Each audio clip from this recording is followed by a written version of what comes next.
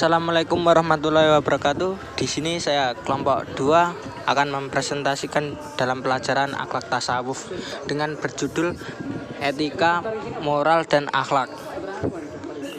Di sini yang menyusun saya Soeb Ambilau Krisnandanu dengan nomor NIM 401210280 dan Septia 20 Frizantinta 401210273. Pendahuluan. Latar belakang. Sejarah agama menunjukkan bahwa kebahagiaan yang ingin dicapai dengan menjalankan syariah agama itu hanya dapat terlaksana dengan adanya akhlak yang baik. Kepercayaan yang harus berbentuk pengetahuan tentang keesaan Tuhan, ibadah yang dilakukan hanya sebagai formalitas belaka. Muamalah yang hanya merupakan peraturan yang tertuang dalam kitab saja. Semua itu bukanlah merupakan jaminan untuk tercapainya kebahagiaan tersebut. Timbulnya kesederhanaan akhlak dan pendirian manusia terhadapnya adalah pangkalan yang menentukan corak hidup manusia. Akhlak atau moral atau susila adalah pola tindak yang didasarkan atas nilai mutlak kebaikan. Hidup susila dan tiap-tiap perbuatan susila adalah jawaban yang tepat terhadap kesadaran akhlak. Sebaliknya, hidup yang tidak bersusila dan tiap-tiap pelanggaran kesusila adalah menentang kesadaran itu. Kesadaran akhlak adalah kesadaran manusia tentang dirinya sendiri, di mana manusia melihat atau merasakan diri sendiri sebagai berhadapan dengan baik dan buruk. Disitulah membedakan halal dan haram, hak dan batil, boleh dan tidak boleh dilakukan. Meskipun dia bisa melakukan, itulah hal yang khusus manusiawi. Dalam dunia hewan tidak ada hal yang baik dan buruk dan patut tidak patut. Karena hal manusialah yang mengerti dirinya sendiri, hanya manusialah yang sebagai subjek menginsafi bahwa dia berhadapan pada perbuatannya itu sebelum, selama, dan sesudah pekerjaan itu dilakukan, sehingga sebagai subjek yang mengalami perbuatannya dia bisa diminta pertanggungjawaban atas perbuatannya itu. Dengan berisi pembahasan etika, pengertian dari etika sendiri yaitu suatu ajaran yang berbicara tentang baik dan buruknya, yang menjadi ukuran baik buruknya. Dengan istilah lain, ajaran tentang kebaikan dan keburukan yang menyangkut pada kehidupan manusia dalam hubungannya dengan Tuhan, sesama manusia dan alam. Sebagai cabang pemikiran filsafat, etika bisa dibedakan menjadi dua, objektivisme dan subjektivisme.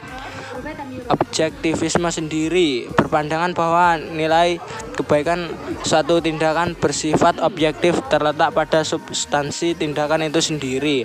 Faham ini melahirkan yang disebut rasionalisme dalam etika. Suatu tindakan disebut baik, kata faham ini bukan karena kita senang melakukannya atau karena sejalan dengan kehendak masyarakat, melainkan semata keputusan rasionalisme universal yang mendesak kita untuk berbuat begitu. Subjektivisme berarti pandangan bahwa suatu tindakan disebut baik manakala sejalan dengan kehendak atau pertimbangan subjek tertentu. Subjek di sini bisa saja berupa subjektivisme kolektif, yaitu masyarakat, atau bisa saja subjeknya Tuhan. Macam-macam etika ada dua, etika deskriptif dan etika normatif. Etika deskriptif yaitu etika yang berbicara mengenai suatu fakta yang melalui tentang nilai dan pola perilaku manusia terkait dengan situasi dan realitas. Etika normatif etika yang memberikan penilaian serta himbauan kepada manusia tentang bagaimana harus bertindak sesuai norma yang berlaku. Moral, pengertian moral sendiri, arti dari moral dari segi bahasa berasal dari bahasa Latin mores, yaitu jamak dari kata mos yang berarti adat kebiasaan. Dalam kampus umum bahasa Indonesia dikatakan bahwa moral adalah penentuan baik buruk terhadap perbuatan dan kelakuan. Selanjutnya, moral dalam arti istilah adalah suatu istilah yang digunakan untuk menentukan batas-batas dari sifat, perangai, kehendak, pendapat, atau perbuatan yang secara layak dapat dikatakan benar, salah, baik, atau buruk. Jika pengertian etika dan moral tersebut dihubungkan satu dengan lainnya, kita dapat mengatakan bahwa antara etika dan moral memiliki objek yang sama, yaitu sama-sama membahas tentang perbuatan manusia. Selanjutnya ditentukan posisinya apakah baik atau buruk. Namun demikian, dalam beberapa hal antara etika dan moral memiliki perbedaan. Pertama, kalau dalam pembicaraan etika, untuk menentukan nilai perbuatan manusia baik atau buruk menggunakan tolak ukur akal, pikiran, atau rasio. Sedangkan moral, tolak ukurnya yang digunakan adalah norma-norma yang tumbuh dan berkembang dan berlangsung di masyarakat. Dengan demikian, etika lebih bersifat pemikiran filosofis dan berada dalam konsep-konsep, sedangkan etika berada dalam dataran realitas dan muncul dalam tingkah laku yang berkembang di masyarakat. Perbedaan antara etika dan moral sendiri, etika dan moral sama artinya, tetapi dalam pemakaian sehari-hari ada sedikit perbedaan. Moral atau moralitas dipakai untuk perbuatan yang sedang dinilai, sedangkan etika dipakai untuk pengkajian sistem nilai yang ada. Kesadaran moral pula hubungannya dengan hati nurani yang dalam bahasa asing disebut conscience, dalam bahasa Arab disebut dengan fuad. Dalam kesadaran moral mencakup 3 hal, yaitu perasaan wajib, keharusan untuk melakukan tindakan yang bermoral. Kesadaran moral dapat juga berwujud rasional dan objektif, yaitu suatu perbuatan yang secara umum dapat diterima oleh masyarakat sebagai hal yang objektif dan dapat diperlakukan secara universal. Artinya dapat disetujui berlaku pada setiap waktu dan tempat bagi setiap orang yang berada dalam situasi yang sejenis. Yang terakhir, kesadaran moral dapat pula muncul dalam bentuk kebiasaan. Berdasarkan pada uraian di atas, dapat sampai pada suatu kesimpulan bahwa moral lebih mengacu kepada suatu nilai atau sistem hidup yang dilaksanakan atau diberlakukan oleh masyarakat. Nilai atau sistem hidup tersebut diyakini oleh masyarakat sebagai yang akan memberikan harapan munculnya kebahagiaan dan ketentraman. Pengertian akhlak. Akhlak sendiri ada 2 pendekatan yang dapat digunakan untuk mendefinisikan akhlak, yaitu pendekatan linguistik atau kebahasaan dan pendekatan terminologik atau peristilahan. Dari sudut kebahasaan, akhlak berasal dari bahasa Arab, yaitu isim masdar, bentuk infinitif dari kata al-akhlaqa yukhliqu ikhlahan, sesuai timbangan atau wazan. Sulasi majid af'ala yuf'ilu if'alan yang berarti al-sajiyah atau perangkai, at-tabiah kelakuan, tabiat watak dasar, al-adat kebiasaan atau kelaziman, al-maru'ah peradaban yang baik, dan al-ad-din agama. Untuk menjelaskan pengertian akhlak dari segi istilah, kita dapat merujuk kepada berbagai pendapat para pakar di bidang ini. Ibnu Miskawayh yang selanjutnya dikenal sebagai pakar bidang akhlak terkemuka terdahulu. Misal, secara singkat mengatakan bahwa akhlak adalah sifat yang tertanam dalam jiwa yang mendorongnya untuk melakukan perbuatan tanpa memerlukan pemikiran dan pertimbangan. Sementara itu, dari Imam Al-Ghazali yang selanjutnya dikenal sebagai Hujatul Islam atau pembela Islam, karena kepiawaiannya dalam membela Islam dari berbagai paham yang dianggap menyesatkan dengan agak lebih luas. Dari Ibnu Miskawayh mengatakan akhlak adalah sifat yang tertanam dalam jiwa yang menimbulkan macam-macam perbuatan dengan gambling dan mudah tanpa memerlukan pemikiran dan pertimbangan. Karakteristik etika Islam atau akhlak. Akhlak merupakan ilmu yang menentukan batas antara baik dan buruk, terpuji atau tercela, menyangkut perilaku manusia yang meliputi perkataan, pikiran, dan perbuatan manusia lahir batin. Akhlak secara substansial adalah sifat hati, bisa baik bisa buruk, yang tercermin dalam perilaku. Jika sifat hatinya baik, yang muncul adalah perilaku baik al-mahmudah, dan sifat hatinya buruk, yang akan muncul adalah perilaku buruk akhlak al-masmumah. Menurut Ibnu Arabi, di dalam diri manusia ada 3 nafsu: nafsu syahwaniyah, ghadlabiyah, dan nafsu nadhiyah. apabila manusia dapat mengoptimalkan nafsu nadhiyah untuk mengendalikan nafsu syahwaniyah dan ghadlabiyah, manusia akan dapat menjadi lebih unggul dan mulia. Pada akhirnya lahirlah manusia yang berakhlak al-karimah.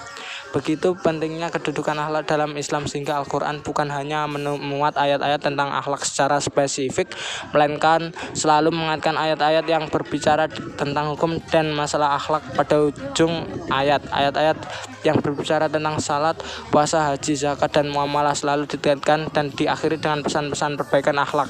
Surat Al-Baqarah ayat 183-197. Hubungan tasawuf dan akhlak. Tasawuf adalah proses pendekatan diri kepada Allah dengan cara mensucikan diri. Hati yang suci tidak hanya bisa dekat dengan Allah, tetapi malah dapat mengenal Allah, al-ma'rifah. Menurut Zunnun al-Misri, ada 3 hal macam pengetahuan tentang Allah.